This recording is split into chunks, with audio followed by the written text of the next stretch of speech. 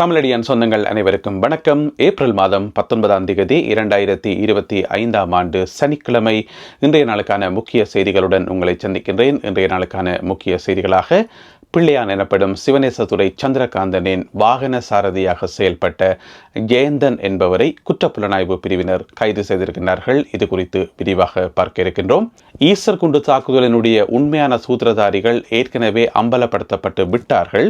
புதிதாக அரசாங்கம் சொல்வதற்கு எதுவுமே இல்லை என கூறியிருக்கின்றார் முன்னாள் பொதுமக்கள் பாதுகாப்பு அமைச்சர் சரத் வீரசேகர அவர்கள். அது குறித்தும் பார்க்க இருக்கின்றோம். தற்பொழுது தடுப்பு காவலில் வைக்கப்பட்டிருக்கும் பிள்ளையானை உண்மை பேச விடாமல் தடுப்பதற்கான சதி முயற்சிகள் இடம்பெறுவதாக முன்னாள் பாராளுமன்ற உறுப்பினர் ஹிருணிகா சுட்டிக்காட்டியிருக்கின்றார். அது குறித்தும் விரிவாக பார்க்க இருக்கின்றோம். இந்த செய்திகளுடன் மேலும் சில செய்திகள் இன்றைய காணொலியில் காத்திருக்கின்றன. அத்துடன் கேலி சித்திரங்களும் இருக்கின்றன. முக்கியமான 3 கேலி சித்திரங்கள்.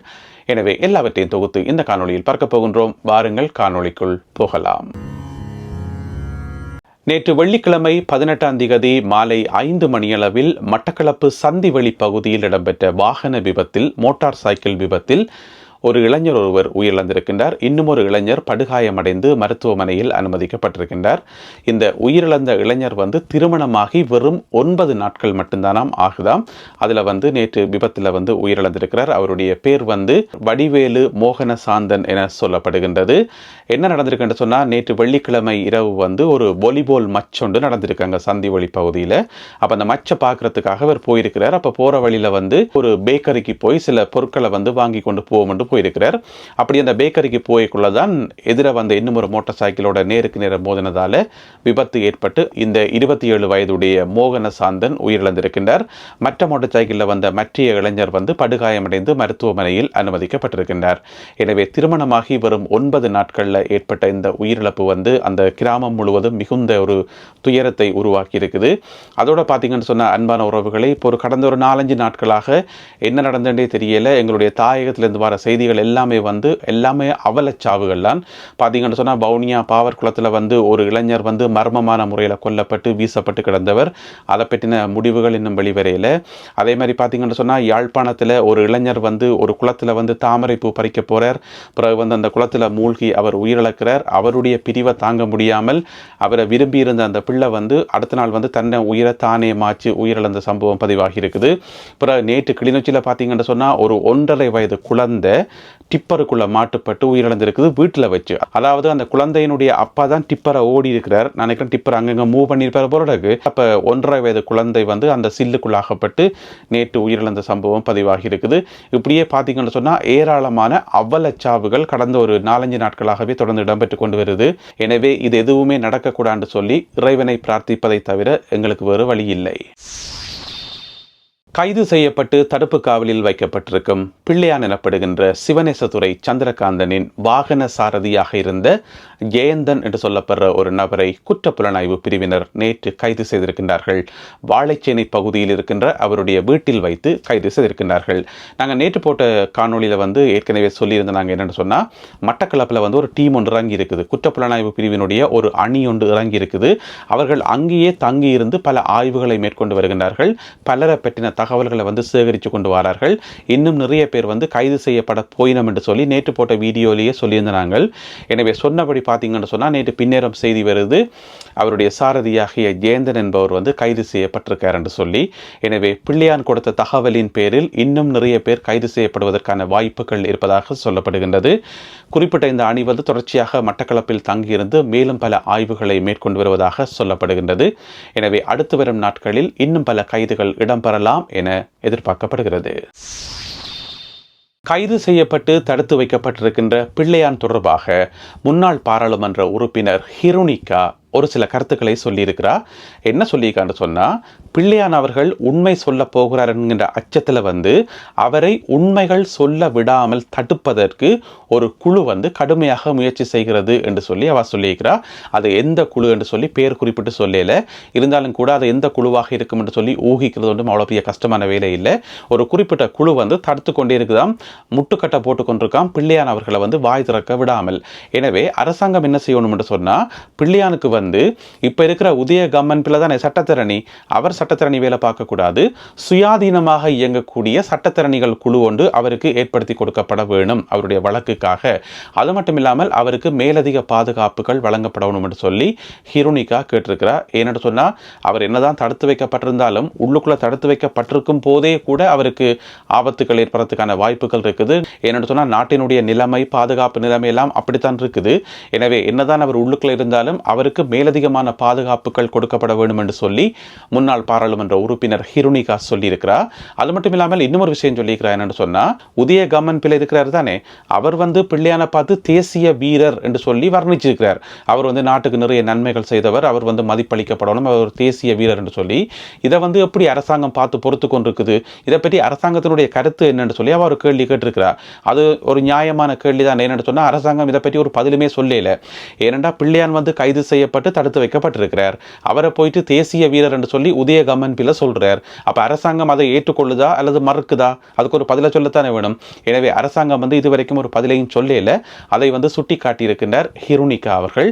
அதோட இன்னொரு விஷயத்தையும் வந்து ஹிருணிகா சுட்டி காட்டியிருக்கிறார். என்னென்னு சொன்னா இப்ப உதய கம்மன் பிளவாக இருக்கலாம் அல்லது அவரோட சேர்ந்த மற்றாக்களா இருக்கலாம். என்ன சொல்லினோம், பிள்ளையான் வந்து எங்களுக்கு உதவி செய்தவர், இறுதி போரின் போது உதவி செய்தவர், இராணுவத்தினருக்கு உதவி செய்தவர், உளவு தகவல்களை பரிமாறினார் என்று சொல்லி நிறைய பாராட்டி கொண்டிருக்கிறோம், போற்றி புகழ்ந்து கொண்டிருக்கிறோம் தானே. ஆனால் முன்னாள் இராணுவ தளபதி சரத் பொன்சேகா சொன்னவரா முதலே சொல்லிட்டாராம், இல்லை இல்லை பிள்ளையான் வந்து எங்களுக்கு எந்த விதமான தகவலும் தெரியல, அவர் தந்த தகவல்களால் எங்களுக்கு எந்த விதமான பிரயோசனமும் இல்லை, அப்படி ஒன்றும் பெரிய சொல்லிக் கொள்ளும்படியாக பெரிய உதவிகள் எதையுமே வந்து அவர் செய்யல் என்று சொல்லி சரத் பொன்சேகா ஏற்கனவே சொல்லி போட்டாராம். அதை சுட்டி காட்டி ஹிருணிகா சொல்லியிருக்கிறார். சரத் பொன்சேகாவே சொல்லி போட்டார் இவர் உதவி செய்யல் என்று சொல்லி. அப்படிப்பட்ட ஒரு ஆளுக்கு நீங்கள் வந்து நாட்டுப்பற்றாளர், தேசப்பற்றாளர் என்று சொல்லி கொண்டிருக்கிறீர்கள், இது எந்த வகையில் நியாயம் என்று சொல்லி அவ கேள்வி எழுப்பியிருக்கிறார். அடுத்ததாக இன்றைய நாளுக்கான முதன்மை செய்தியை பார்க்கலாம். என்னென்று சொன்னால் ஜனாதிபதி அனுரகுமார திசாநாயக்க அவர்கள் என்ன சொன்னவர், ஈஸ்டர் குண்டு தாக்குதலினுடைய உண்மையான சூத்திரதாரி யார் என்பதை ஏப்ரல் மாதம் 21ஆம் தேதிக்கு முன்பாக வெளிப்படுத்துவேன் என்று சொல்லி சொன்னவர் தானே. அப்போ இன்றைக்கு வந்து 19ஆம் தேதி, இன்னும் 2 நாள் இருக்குது. இன்றைக்கு ஜனாதிபதி அனுரகுமார திசாநாயக்க அவர்கள் இப்படி ஒரு வசனத்தை சொன்னாரோ அண்டையிலிருந்து கொஞ்சம் பேர் வந்து படாத பாடுபட்டு கொண்டிருக்கிறோம். அவையால் இருக்கவே முடியலை. அதை சொல்லினோம், இதை சொல்லினோம், அந்த அறிக்கையை எப்படி நாம் மாற்றி சொல்லி கொண்டிருக்கிறோம், படாத பாடுபட்டு கொண்டிருக்கிறோம். அதில் இப்போ இன்னொரு ஆள் வந்து களத்தில் குதிச்சிருக்கிறார். அவர் யார் என்று சொன்னால் முன்னாள் பொதுமக்கள் பாதுகாப்பு அமைச்சராக இருந்த சரத் வீரசேகர. அவர் என்ன சொல்லி வச்சுக்காருன்னு சொன்னால் ஈஸ்டர் குண்டு தாக்குதல் சம்பந்தமான விசாரணைகள் வந்து ஏற்கனவே நிறைய விசாரணைகள் நடந்து எல்லாமே முடிஞ்சது. அதனுடைய உண்மையான சூத்திரதாரிகள் யார் என்பதை நாங்களே கண்டுபிடிச்சு, அதாவது அவையல் ஆட்சியில் இருக்கக்குள்ள அப்பயே கண்டுபிடிச்சு எல்லாமே சொல்லிட்டோம். அது முடிஞ்சு போன கதை. ஜனாதிபதி அனுரகுமார திசாநாயக்க அவர்கள் புதுசாக என்னத்தை சொல்ல போறார், அப்படி அவர் என்னதான் சொல்ல போறார், இன்னும் 2 நாள் தான் கிடக்கு, இந்த 2 நாளுக்குள்ள அப்படி என்னத்தை தான் சொல்ல போறார் என்று சொல்லி ஒரு சவால் மாதிரி விட்டுருக்கிறார்.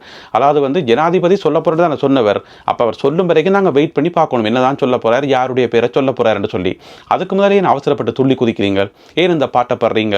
ஏற்கனவே அங்கால பார்த்தா உதய கம்மன் பிள்ளை வந்து படாத பாடுபடுறார். அங்கால ரணில் விக்ரமசிங்க பார்த்தா ஃபோன் பண்றார், கலைக்கிறதுக்கு ட்ரை பண்றார், என்னென்ன எல்லாம் செய்கிறார். அவர் ஒரு பக்கம் இப்படி கொஞ்சம் பேர் இருந்தோடு துள்ளி குதிச்சு கொண்டே இருக்கணும், பேசாம இருக்க வேண்டியானே. அதுதான் ஜனாதிபதி சொல்லி போட்டாரு, 21ஆம் தேதிக்கு முதல் பேரை சொல்லுவன், ஆளை சொல்லுவன், அடையாளத்தை சொல்லுவன் சொன்னவர் தானே. எனவே பொறுமையாக இருந்து கேட்கணும் என்ன சொல்ல போறார் என்று சொல்லி. அதை விட்டுட்டு துள்ளி கொண்டிருக்கணும்.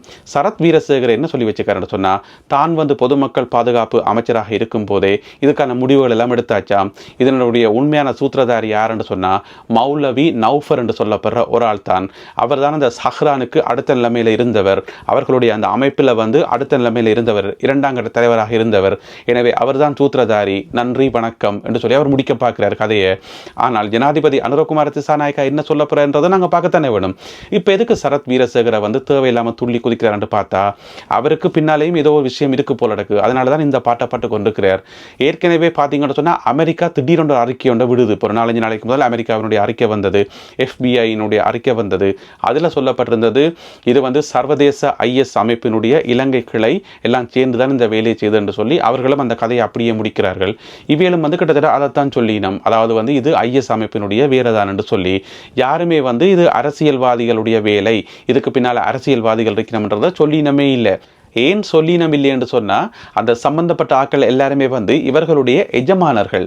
எனவே தங்களுடைய எஜமானர்களுக்கு உண்மையாகவும் விசுவாசமாகவும் இருப்பதற்காகவும் அவர்களை காப்பாற்றுவதற்காகவும் இவர்கள் படாத பாடுபட்டு கொண்டிருக்கிறோம்.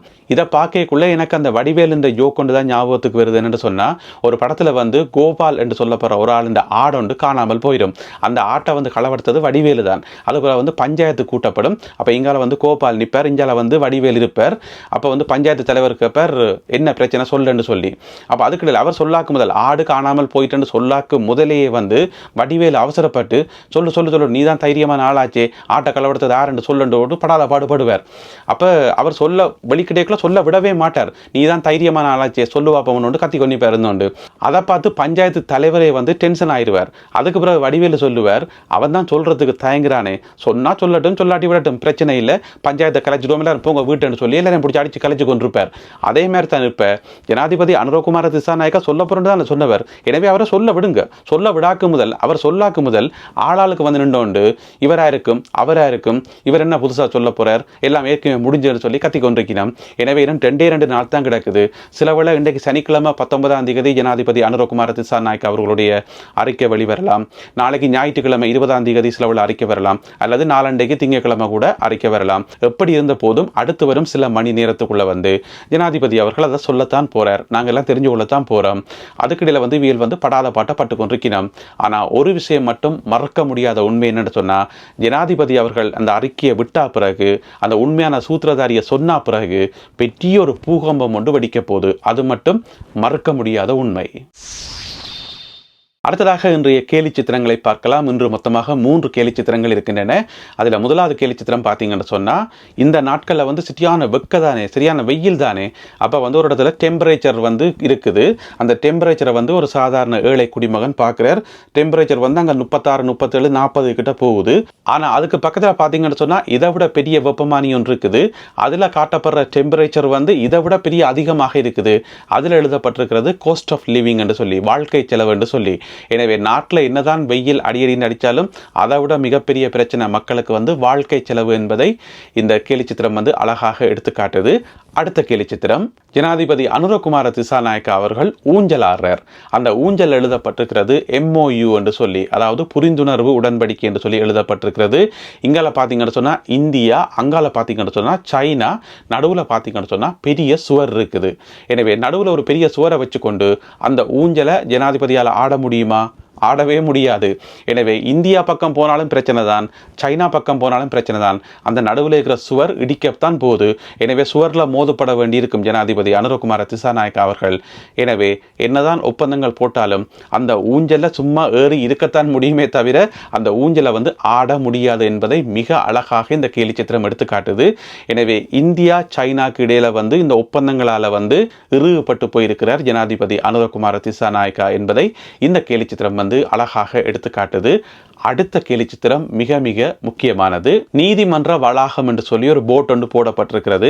அந்த நீதிமன்றத்தை நோக்கி ஒரு ஆள் போறார், அவசரமாக போறார். அதாவது வந்து அவர் வந்து நீதிமன்றத்துக்கு வர நோக்கமே இருக்கையில ஏதோ ஒரு உந்துதல்ல வந்து வீட்டில் இருந்த உடுப்போட ஒழுங்கா உடுப்பே போடாமல், அதாவது ஷர்ட்டோ ஜீன்ஸோ எதுவுமே போடாமல், அந்த கருப்பு கோட் இருக்கല്ലോ ஓவர் கோட், அந்த சட்டத்திறனிகள் போடுவினம், அதை மேலால கொழுகி கொண்டு அவசரமாக நீதிமன்றத்துக்கு போறார். யாருன்னு பார்த்தா உதய கம்மன் பிள்ளை. ஏன்னு சொன்னா அவர் கனகாலமா நீதிமன்ற பக்கமே போகையில எந்த ஒரு வழக்கிலையும் வந்து வாதாடவும் இல்லை. அவர் ஒரு வக்கீல்ன்றது அவருக்கு ஞாபகம் இருக்கோ இன்னும் தெரியாது. இப்ப திடீரென்று இந்த பிள்ளையானுக்காக இந்த நாடகத்துக்காக இப்ப வந்து வெளிக்கட்டி நிற்கிறார். எனவே வந்து அவசரமாக நீதிமன்றத்துக்கு போறார். இந்த கேலி சித்திரத்தினுடைய ஹைலைட் என்னன்னு சொன்னா, அவர்கிட்ட கழுத்துல பாத்தீங்கன்னு சொன்னா ஒரு சிவப்பு துண்டு ஒன்று இருக்குது. அந்த சிவப்பு துண்டு யாருடைய துண்டுன்னு உங்களை எல்லாருக்குமே வடிவா தெரியும். எனவே அந்த சிவப்பு துண்டை கழுத்துல கட்டி கொண்டு அரைகுறையா உடுப்பை போட்டுக்கொண்டு அவசரமாக நீதிமன்றத்துக்கு போறார் உதய கம்மன் பிள்ளை அவர்கள். இந்த கேலி சித்திரம் வந்து மிக அழகான ஆழமான அர்த்தங்களை கொண்ட கேலி சித்திரம். எனவே இந்த 3 கேலி சித்திரங்கள் மற்றும் இன்றைய காணொளியில் பகிர்ந்து கொள்ளப்பட்ட செய்திகள் குறித்த உங்களுடைய கருத்துக்களை மறக்காமல் கீழே எழுதுங்கள். மீண்டும் மற்றொரு காணொளியில் உங்களை சந்திக்கின்றேன். அதுவரை நன்றி, வணக்கம்.